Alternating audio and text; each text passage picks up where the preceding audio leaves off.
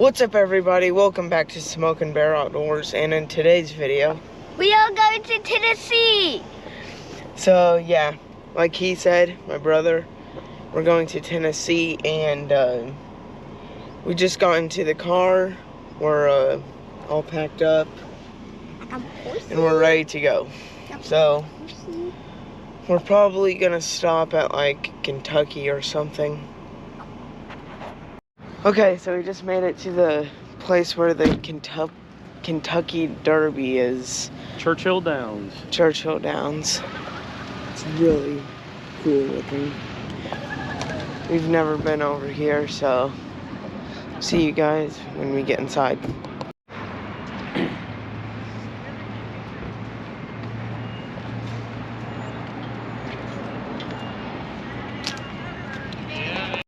Okay, so I'm going in, and this place is like a palace. It's like a castle. Yeah. Oh, wow. Wow. Oh, This place is awesome. wait, what? What? What is it? Drive the horses or something? What is this for? Ooh, whoa.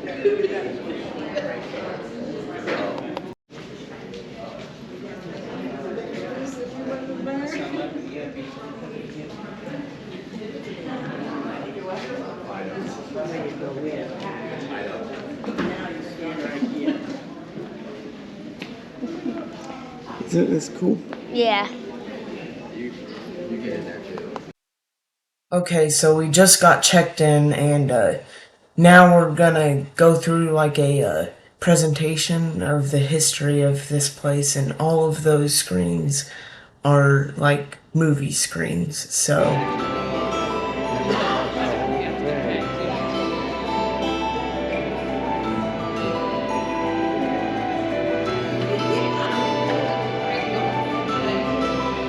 What the...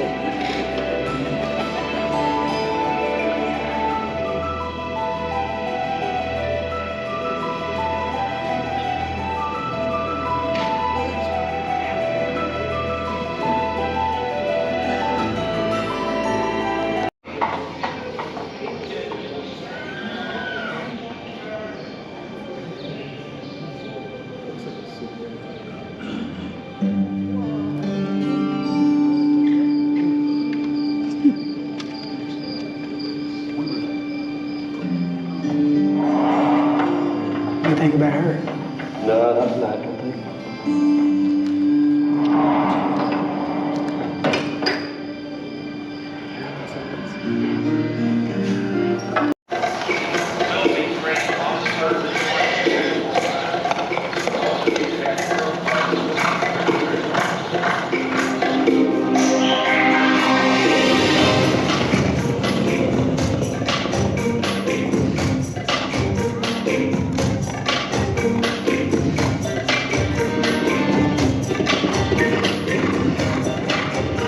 Just about everything comes under the paid train. A job of a train. Y'all are a good sized crowd. I'm excited. Yeah, before COVID, we used to do groups of 120 plus. This is only, I believe, 65 people. Yeah. So this is nothing. Absolutely. We'll fit as many people out here as we can.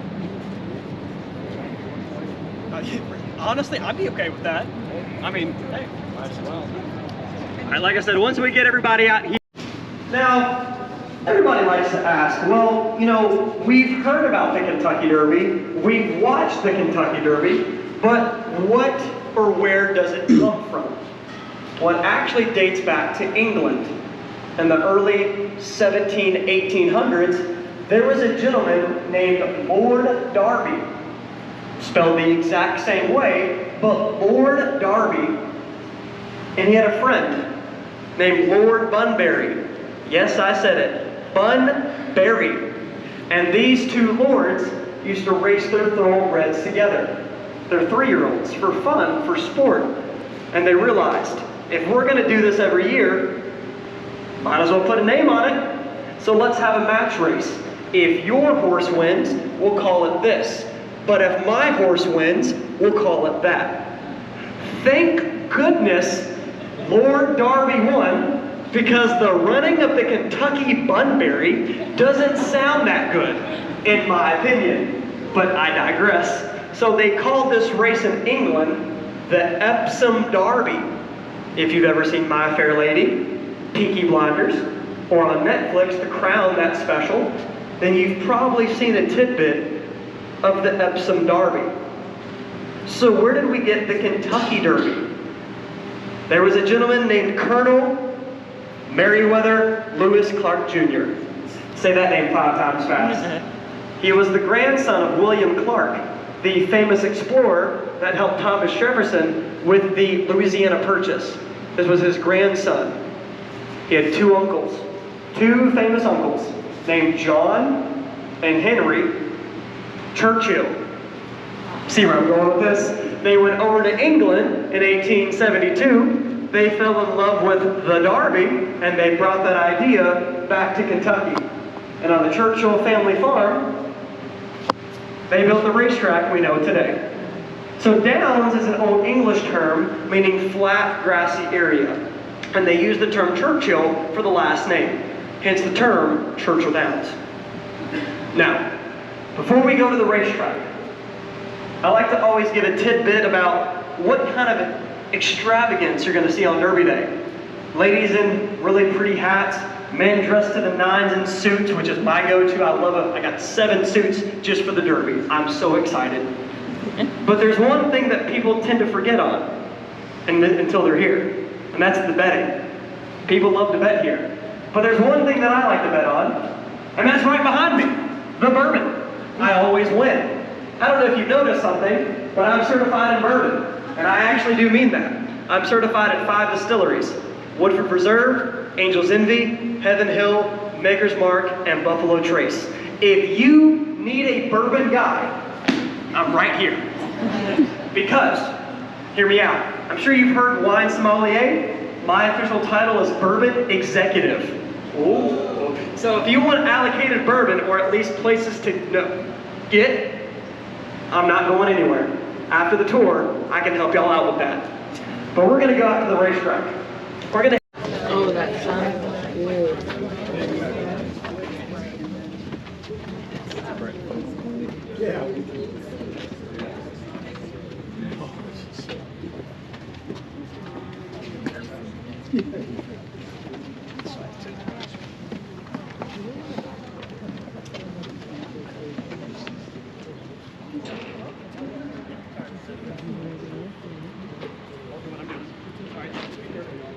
They just put this out 2 days ago. Thank goodness. You'd be shocked. Yeah. Okay, so we just finished lunch. My mom made it. It was really good. Now we're going to Lexington to see a horse show and pet some of them. So it's gonna be really fun. Care products.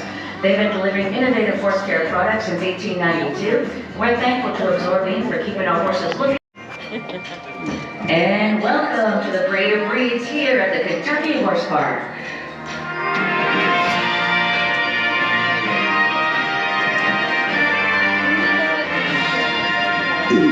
Since 1978, these 1,200 acres have been dedicated to our partner, the horse. We're here to educate, entertain, and engage our visitors with all things equine.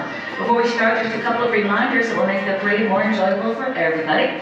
So while the show's in progress, we ask that you please don't stand or sit close to the white fence surrounding the arena. It also applies to any visiting pets and things like strollers, scooters, wheelchairs, etc. It'll help keep some of that dust off of you and your stuff. And it does give our horses a little extra breathing room or comfort zone out there. And it all changes during the second part of the show, the meet and greet. That's when you're invited to get up close, talk to the riders, and of course, also pet the horses. Especially for the kids out there, we love, appreciate, and understand your unbridled enthusiasm. A couple of things though, please know I pick screeching or banging on the metal bleachers. And just remember that walking is the fastest speed anybody needs to go during the meet and greet. The horses aren't going to leave till you've all had a chance to meet them. But most important of all, and this goes for everybody out there, have some fun. Feel free to cheer and applaud. And our horses do appreciate all of that positive feedback. Before we start, I have one very important question. Are you guys ready to meet some horses? All right, that sounds like a yes. Invention of the European ancestor of the American Belgian draft horse. Here comes Ben, the American Brabant.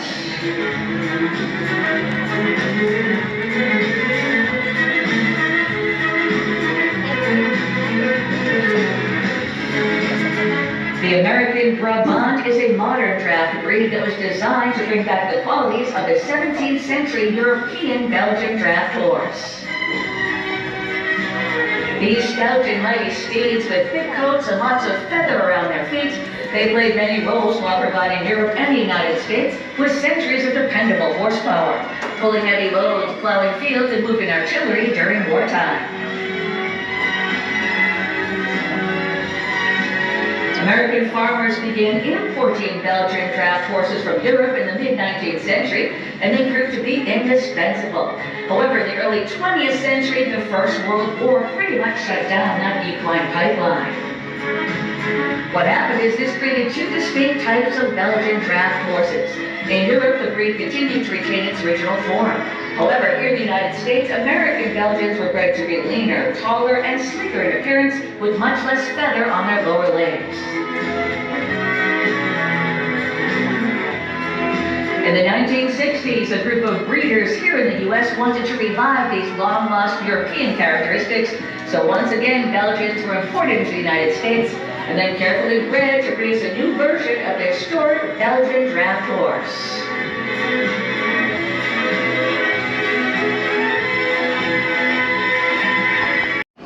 Be able to touch her. Let me see if I can get her. She might be a little nervous. On her cheek a little bit. If you can reach up there, reach up her head. So did you say how long you've had her? 2006, actually October 2016 I got her. Oh, that's okay. You know what that is? That's static electricity. She doesn't like that. This morning I had to not let anyone pet her for that, so maybe I'll put it back. You ever take off a jacket and you get like a little shock? Or feel that before when it's really cold out and dry?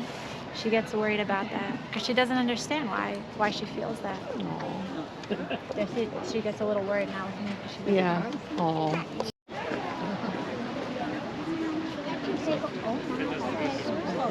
Big. Just imagine getting kicked by Dad. Dad. He's 5.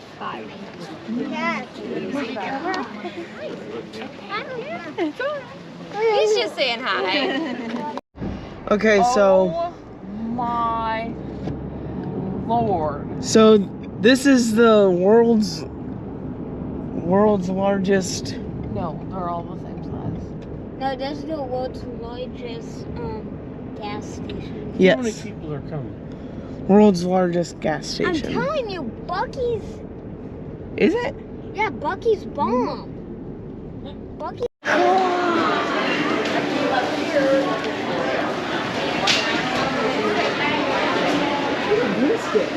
I told you that. Where? Over there.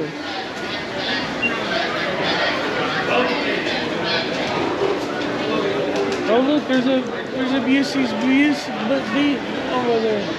Yeah. Look at that brisket.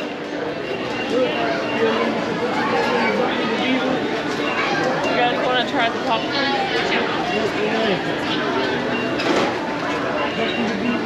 Juicy Bucky the Beaver. Okay, so we're not going to the cabin immediately. We're eating dinner. What's it called? Huck Finn's catfish. We're eating at Huck's Finn's. Huck Finn catfish. So yeah, I'm really excited. We've never ate here before. Yeah. Okay, so we just got our food. I got gator bites because I love gator. So do you want the green beans or not? My dad said they're better than Florida, but Alright, I see y'all. Did everything come out right? Can I get y'all some more hush puppies? No, I think we're good. Yeah? Okay, y'all enjoy. Alright. Oh my gosh. Okay.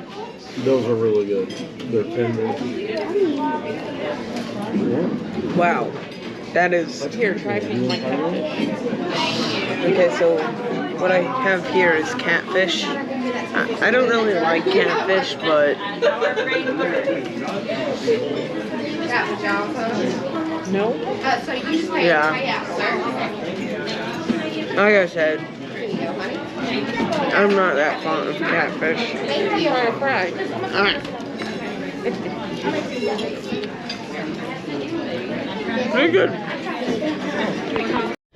Okay, so if you're ever in Pigeon Forge, Tennessee, I highly recommend going to that restaurant we just went in. I'll put a picture up here where the name of it. But yeah, that place is really good and the staff are really nice.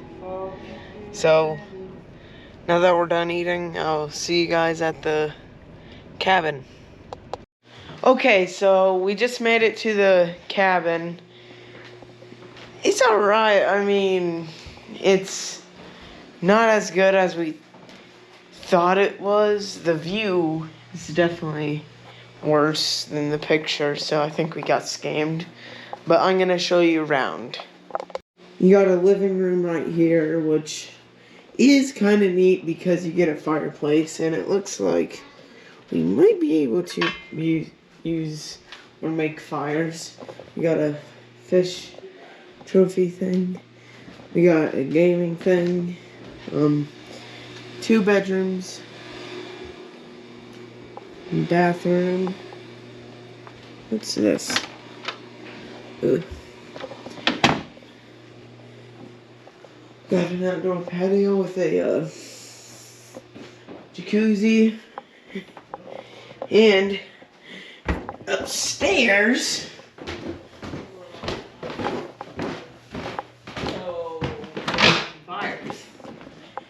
you got another. Hey, did you read this? What?